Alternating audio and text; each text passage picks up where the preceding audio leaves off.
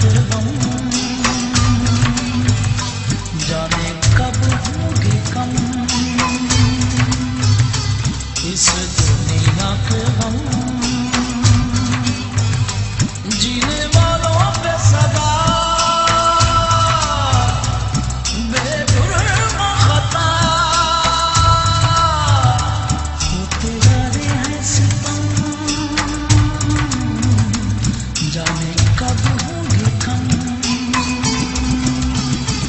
इस दुनिया के गम, जीने वालों पे सदा बेजुर्म खता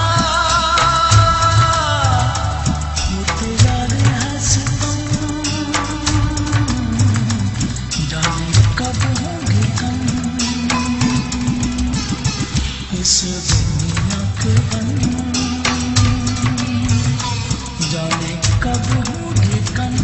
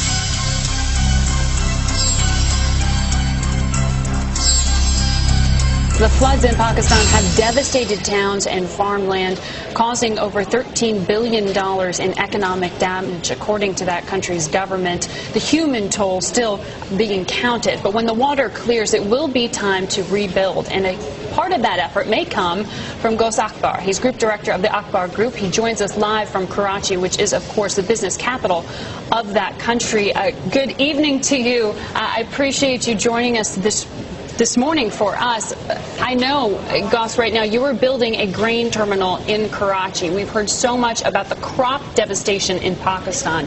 What are you seeing? Well, good morning, everyone, and good morning, Margaret. Thank you for having me on the show. What we're doing right now is building Pakistan's first automated grain and fertilizer terminal, which will allow us to export and import food items as well as fertilizer, and also store it. As you can imagine, what the floods have exposed is that Pakistan has an immediate need for extensive food storage facilities, both from a food security standpoint and also from a logistics standpoint. So we've seen, and I must also make a point that it's a moving target. About $200 million of wheat has been destroyed. We've lost the rice crop. There's been a loss of farm animals. So we've had a lot of devastation here, and the floods, the damage is still going on. But what it has exposed is also that there's tremendous opportunity in Pakistan to develop the logistics and the storage chain and the transport chain in the country. Now, I know, Ghaus, that you, with your umbrella of businesses, you brought McDonald's to Pakistan, you brought Louis Vuitton to Pakistan, you've run a number of businesses and brands there.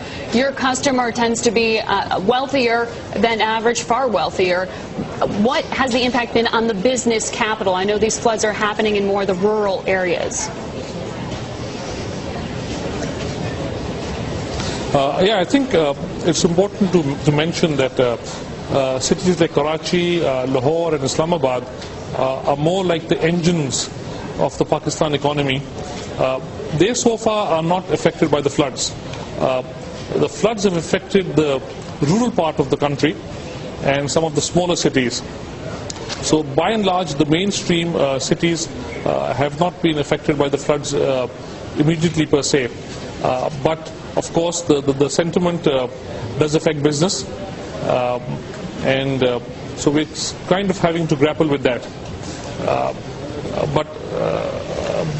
But we're rebuilding, we're working together with different NGOs. For example, we also have, my company has Pakistan's only private jet and helicopter service, and we are working with NGOs such as Médecins Sans Frontières, MSF, who is doing a fantastic job in Pakistan, and we're trying to take them to different parts of the country which aren't accessible by road anymore. Okay. Ghaus, we're running out of time here, but we have a quick question here from the Defense Secretary. Mr. Akbar, if I could ask you, what is the sentiment amongst the Pakistani people? Polls have been taken that show that about 68% of the Pakistani people have a very negative opinion of the United States.